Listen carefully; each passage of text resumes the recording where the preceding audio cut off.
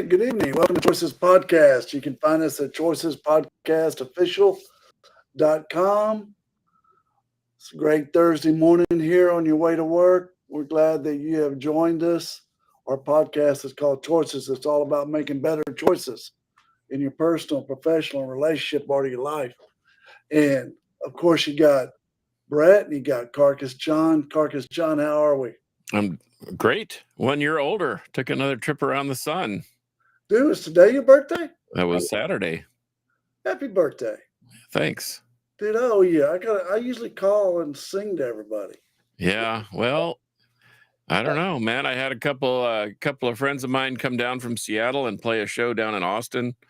It was awesome. Got to hang out with them for a few hours and good time rock and roll. Steph and I and the boys, and we I don't know, it was fun. It's different kind of birthday. I'm sitting in a new chair. Got me a new ergonomic. Yeah, I'm feeling good. That's awesome, Carcass. Hey, you got a song for us this week? I do. I know you do, dude, and I love it. I'm going to shock the world. I know that this morning when we talked, I talked about Deep Purple's Highway Star, and I don't know. I just love that song, but this is the one I chose for the show because I think it fits. Ben Harper's One Road to Freedom from 1995. Are you familiar with Ben Harper? No. Sounds like a book. You should be. Ben Harper's a very interesting cat, and he has very poignant songs and lyrics. So this is One Road to Freedom. It says, Tell me which road are you traveling? Which road are you traveling on? Tell me who will you turn to when the light has gone? I hear somebody calling to me. With so many roads to travel, there's just one that can set you free. And then he goes on to reiterate this idea of in my life, I've been blessed, I've been cursed, I've lived the best of times, and I've suffered the worst. But which road was I traveling on? And basically, he's saying when you get on the right road, there's only one way to freedom. And once you're on that road, it doesn't matter what happens to you as long as you get to your destination of freedom. And there's just one. That he reiterates at the end of the song. There's just one. There's just one. There's just one. I thought that was pretty cool. That is cool, man. But check him out. Check out Ben Harper. He's a good artist. He's right in your wheelhouse. You'd really like him. Oh, wow. That's cool. So, look, we're going to introduce our guest. We got a really cool young man, Addison Lancaster. You know, he just went through Discovery programs last weekend. Oh, boy. I bet he's got stories to tell. Oh, well, we're going to find out about it. And, hey, Addison, how you doing, man? How's it going, guys? Thanks for having me. He looks like Johnny Depp, those glasses on, doesn't he? Carcass. Yeah, I think so. He looks like a Are you singing any cologne today, Addison? Yeah, you can't smell me through a little bit. Like it's not coming. That's awesome. Addison. Dude, I love you, man. I loved you enough to put you through Discovery. Did you have a good time? It was a blast. I didn't know what I was signing up for. And it's a lot. I was trying to get someone to spoil it for me. I was asking anybody, like, what am I signing up for? And now I can't thank you enough. It was an experience. I had an absolute blast. And came back completely reframed. Do you hit the whole reset button? It hits the reset button. Yeah, you don't realize how much you're holding on to, right? I think they say it best is you got a backpack on your back, you're holding on to rocks and weight, and you come out of it and you just, I think, one of the things that one of my buddies said in the course, and one of the things I learned is it's kind of like, you feel like one day stretching on, like it's just a continuation of the same day. And you go through Discovery, you come out the other side, you go, every day is a new day. So it's just a total reframe. Yeah, that's cool, man. So what motivated you to go? For me, I was just hitting roadblocks. I've been able to be successful with my career. I think I kind of have a chip on my shoulder. I had a chip on my shoulder or something to prove. And they love that, especially in sales, right? They love somebody with something to prove. I was running into roadblocks with my relationships, right? Um, chip on your shoulder is probably not something you want to bring into those. And so, I wanted to kind of figure out how to reframe myself and, be more efficient everywhere I want to be, successful in, not just the career, but everywhere. Oh, that sounds pretty cool. Did you get Yeah, what you were looking for? I did. Yeah. I mean, just kind of letting go. A lot of things. I said it this week. I used to feel like I was burning jet fuel, and rocket fuel. And the thing about rocket fuel is it burns a little hot, right? You get, we when we go out there, we play. I think you told me best. It was that we have to go out there and play to leave it all on the field. It's a game of inches, and it's an emotional game. Everything in life is, but you can kind of find your center more in the course. It helped me find my center more. It helped me stop burning rocket fuel, which burns a little too hot for my liking, and kind of go nuclear, right? And burn cleaner, and just come from a place of peace. And that's just it's an awesome change. Hey, that sounds pretty cool. So, what exercise did you like the most? I can tell you which one I didn't like the most, but I probably got the most use out of Give her was the feedback. feedback. Was getting Oh, okay. which was getting the feedback from everyone, just you got 17 people in our class and total strangers, but you get to give the gift of some of it you want to hear and some of it you don't want to hear.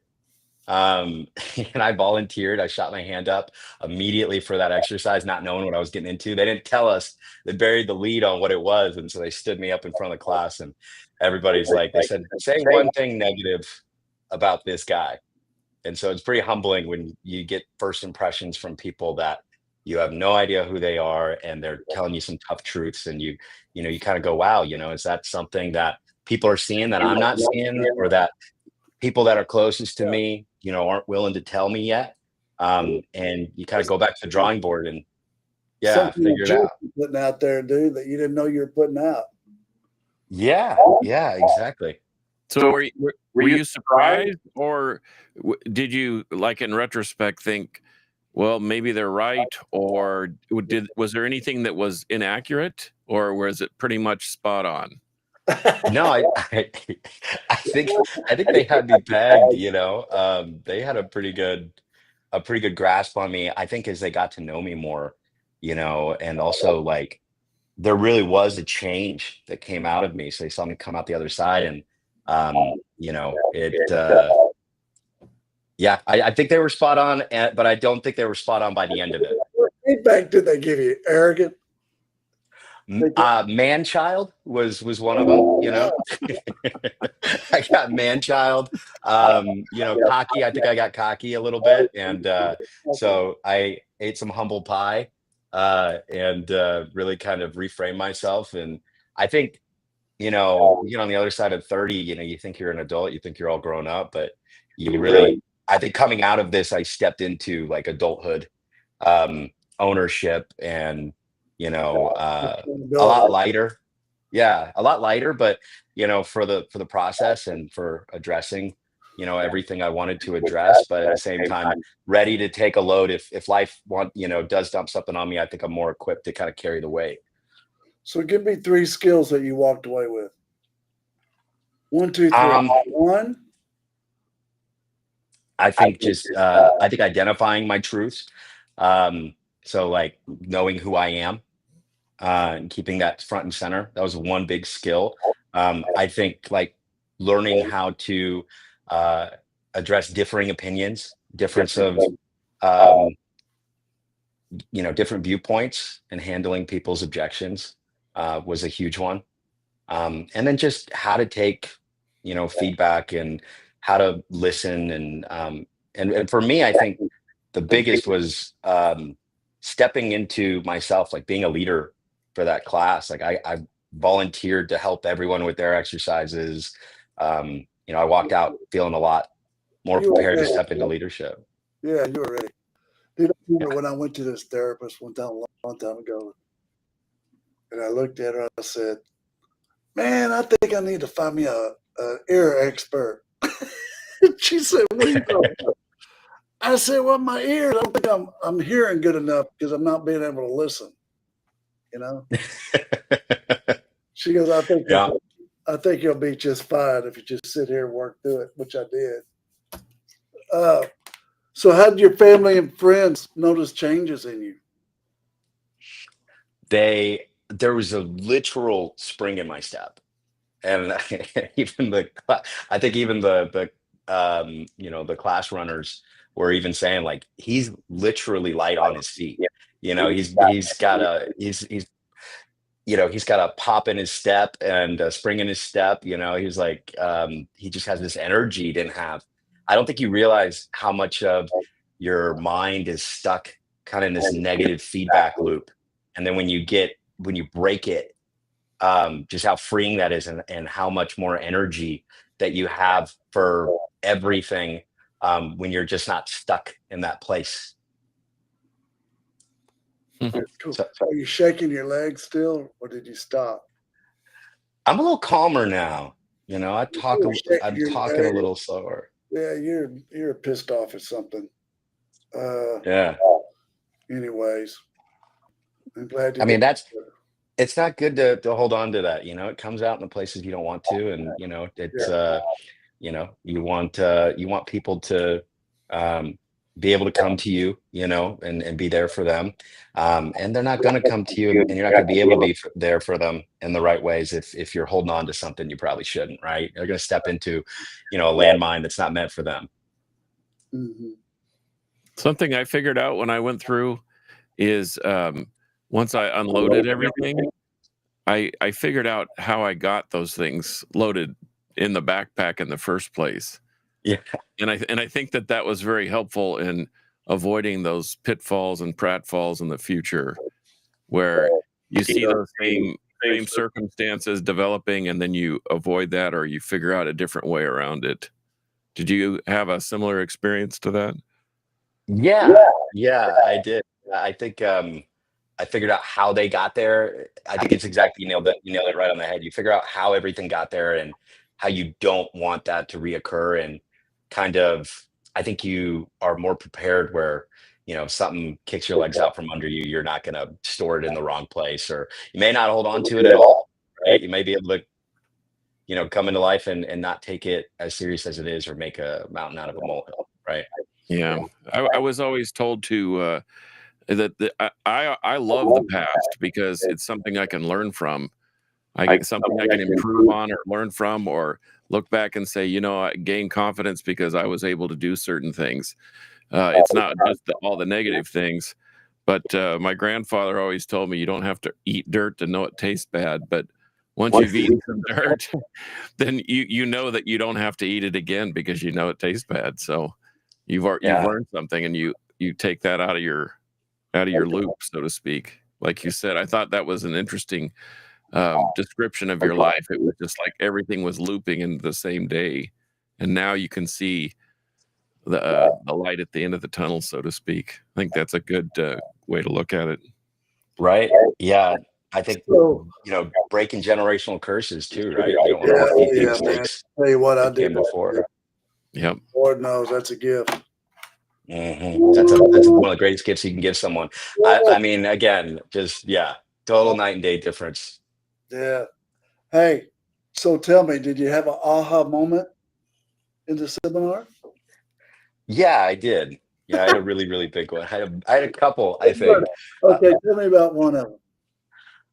Um, God, I had one. Um, I think I held a lot of resentment, for childhood and some of the things that went on in my life growing up. And I think the aha moment was realizing, like, that I didn't need to hold on to that. And that, it's sitting under the surface was an obstacle that I couldn't overcome if someone didn't literally kind of take me by the hand and guide me to it.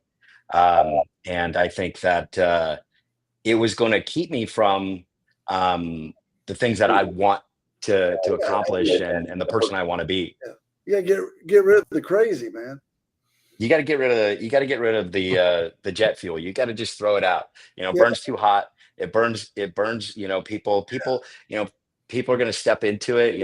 People are not always going to be nice. And if you're cool and you don't have all this weight, you're not going to be reactionary. You're not going to bounce. You're not going to bounce from it. You're not going to be like a coiled spring and somebody puts something over the top again and you just, you're going to be able to be cool hand Luke there. And that's a gift that is just given. Somebody gets all angry with you, you start laughing at them. I'm laughing a lot more. I'll tell you that much. That's good, Addison. That's good. So Addison, another question. Sure. I was in the lawn maintenance and landscape business for 40 plus years. And I would have customers that would maintain their yards and they would always look nice. And then I had other customers that would say, yeah, I'll do it myself. I'll cut the grass myself. And bear in mind, we were mostly estate homes and that type of thing, very large properties. And then they would call me every quarter to come do this massive cleanup. And they ended up spending more time and more money and effort. And then their yard didn't look that great. So what do you do moving forward now that you've had this big cleanup in your yard and how do you maintain that? How do you what do you do moving forward to keep your mental yard looking great? Yeah. I think for me, like writing has been really, really helpful. Yeah, doing your mantras, getting zen. I haven't tried the yoga classes yet, but I'm thinking about it. Yeah. No, I think for me, I want to keep this ball rolling. I'm happy to announce I'm going to do D2. I'm going to do D3. I'm my buddy that I got out of the class. I gave him some medicine. I'm going to be paying for him to go to D2. I want to keep the group together. I'm encouraging to the whole group to try to keep us together and be able to share this experience with them moving forward. But really, realistically, it's kind of just when things are happening to you, or let's say somebody you love says something, or somebody says something to you, or it's work stress, or it's wherever it's coming from. I think it's just being able to now kind of stop, take a look at it, and go is this worth sitting on top of my shoulders, or is it something I can just wad up in a ball and throw away, just keep rolling fresh into the next thing. Cool. The medicine game is a pretty cool game. Created. It was I still have a lot of times when I don't have medicine for somebody and they're dead to me. I'm supposed to forgive and forget, and I'm trying to be better at that. But the Greeks are they don't have a hard time with it. They just, you're dead to me. My father-in-law used to always say, I was like, what? He's dead to me. The medicine game, not to reveal anything that you do in the room. It's just dude, you either got medicine for people or you don't. And that's important to realize. I still use those games. I told a guy today, he wants his brothers in here to work it out on their ranch. And we don't have medicine for y'all. I gave you 3 days 2 weeks ago. I'm done with it. Done. Yeah. That's healthy, man. That's healthy. Knowing what you got to give, right? Knowing what you got to give, and knowing, hey, I've given up to here. Let's see what comes out. Let's see what comes out of it. Let's see what happens. Let's see what people give back. Let's objectively look at the situation. Not just burn up all the mess in perpetuity, right? Marcus, Addison. Yep. Like you. Look at him taking them notes. Look at him. Mm-hmm. Yeah. Addison, I know it. When I look down, I'm taking notes. down when I'm you not. find a note taker too. I'm a note taker. Yeah. You know what they So paper and pen. I mean, note a takers- full book. A full book. you know what note they say about note takers, don't you? Money makers, baby. Note takers are money makers, baby. That's what I'm learning from the best here. Yeah. Okay. Who do you think will benefit most going through discovery? Specifically, or just broad strokes. No, Oh, two broad stroke. I think everybody can benefit, but that's just my opinion. honestly, I think every person would benefit from doing this. I think we're all holding on to something that we probably shouldn't. And I think it comes out in ways we don't mean it to. And I think it comes out in nasty ways. It's holding on to like toxins, right? Just for your soul and your emotions. And it's like you sweat them out, sweat them out. You get your anger out. Yeah. Anger, resentment, sadness, right? Yeah. Fear. They're all sort All of of it. interconnected. That's what people don't understand, They are. is that they all connect to a certain point in your body, and You're- once you know relieve what? yourself of You the know what negative, your then body you're better off. Dude, Carcass, you're onto something. You're onto something, Carcass. Yeah. What part of the body? Hey is man, I it think connected about to? this stuff. Hey, I'm retired now. I have a lot of time to whoa. think. What part of the body is it connected to? Well, it's all connected to your heart, which is connected to your brain. Well, no, your heart, bro. Your heart. Yeah. You know why? Every time I put somebody in treatment and they get out, they better come tell me what pain was in their heart that they're trying to medicate. Or stay there until you can answer that question. You're not free. Well, and you know what my mother told me once? She said being ignorant of the problem is that's like drinking. It's like medicating. Yeah. You've got to get it away. You got to get it out of your system. You got to stop that. Yeah. Ignoring You a can run problem away. isn't going to make it go away. That's right. You can run away from your problems. I mean, you can run and run and run, but you can't hide, right? Yeah. It's going to continue to pop up, and that's the thing is, I think there's people out there, if they're feeling like running, this is a program that can, your legs are going to give out, your feet are going to get tired, right? Eventually, it's going to catch up, and there's no amount of running that's going to help you. So, you might as well sit still. And the other thing is you can't change or heal what you don't acknowledge. And yeah. if you don't know that you're mad, that's the worst thing that pisses me off about people sometimes. And my wife is really good at this. We go, are you angry? And it's like hitting somebody in the nose, right? Because no. Oh, you're a liar. What are you angry at? Then, ask them. I didn't realize, I was angry, but yeah, it's all cool. Okay. Yeah. What else you want to share with us? Man, You're such a cool dude. I'm So just, how yeah, no, old are you? I'm 33. 33. Yes, sir. Would you recommend 33 and 25 to 60 should go to that seminar?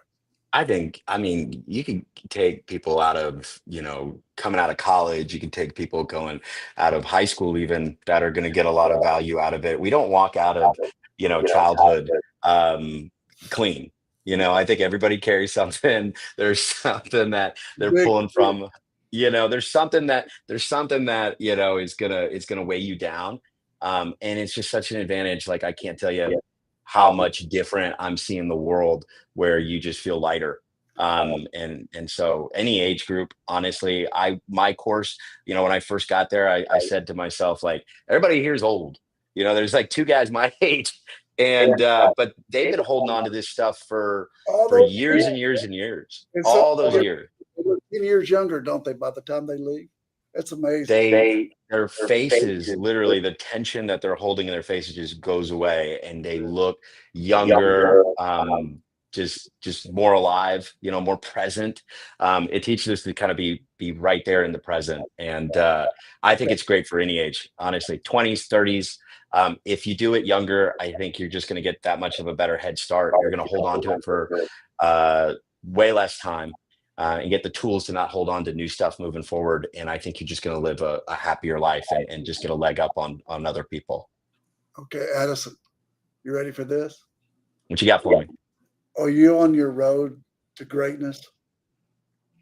Yeah. I'm on the trailhead. Yeah, babe. Yeah. You have to line the road. You chose the road to greatness. Yes, sir. Yeah. No, I got my backpack on now. It's a lot lighter. It's a lot easier to walk. I'll tell you that much. Kind to people. Can you be Yeah. kind? Good. Yeah, absolutely. That's No, I'm what- complimenting people everywhere I go. I'm like looking for things. I'm going, wow, that's a nice dress, or wow, that's Yeah. like those are cool shoes. Everywhere you go, you're just throwing compliments out, and you just see such a change. People up, man. You know what I mean? hmm The cheers. I'm razzing people. Yeah. Well, look, we're glad you're on the show. I knew you were going to get a lot out of it. That's the reason I wanted to bring you back on, because you're a cool dude. And Yeah. you're a light, and a shining light. And a lot of young people are going to be asking what special sauce you're drinking. Yep. That's I'm good. happy to share. Look, I went in there being, I think my buddy said it best. He goes, "Am I joining a cult?" And I couldn't be further from the truth, and he couldn't be further from the truth. I was thinking it. He said it, but I can tell people it's not a cult. But I can tell you, I am drinking the Kool-Aid, and I practice what I preach. I won't do anything, or I won't say anything that I won't do. So I took the medicine. I can't recommend it enough. I think, yeah. I wouldn't be involved in creating a cult. Like, The cult of bread, huh? yeah, Oh man. no. Well, Addison, he didn't divulge, full disclosure before you went in. He did the same thing with me. In fact, he tricked me into coming down, thinking that I was going to help him with the media stuff, and that was cool. And then he ended up saying, "Yeah, why don't you sit over there by that gal and just kind of listen a little bit." And then all of a sudden, I'm fully invested in this thing, and I learned immediately. I didn't even have a reservation or a second thought. I wasn't even angry at Brett. In fact, I thought, you know what? I wouldn't have done this on my own had you not, in a way, coerced me. And the benefits have been just amazingly huge. I mean, so whatever it takes, and it's one of those things that, it's one of those things that when you don't really want to do it, but then you do it anyway, and you're so glad you did. You would have missed out on a great opportunity. So I'm That glad. first day, right? Yeah. That first day, you don't know what you're getting into. That's the hardest one, because they're just addressing everything, undressing all the stuff. So I don't know for you, but that first day, you're kind of like, what did I get myself into? But I'm so glad I stuck it out, because that second day just takes such a weight off you. And that third day is just, there's such a light in that room. You got 17 total strangers. You walk out with people that, you could say, they'll say they love you, and you'll believe them, and you'll say it back, and you believe every word of it. Yep. So Addison, we need your help building that train up. People deserve the road to greatness. They deserve to be kind to each other. So help us build it, okay? Happy to help. All right. We love you, man. Have a good night. Love you too, bro. All right. Yeah, Thanks for being absolutely. on, Addison. Good to meet you. Absolutely. My pleasure. Thanks for having me, guys. Yeah, babe.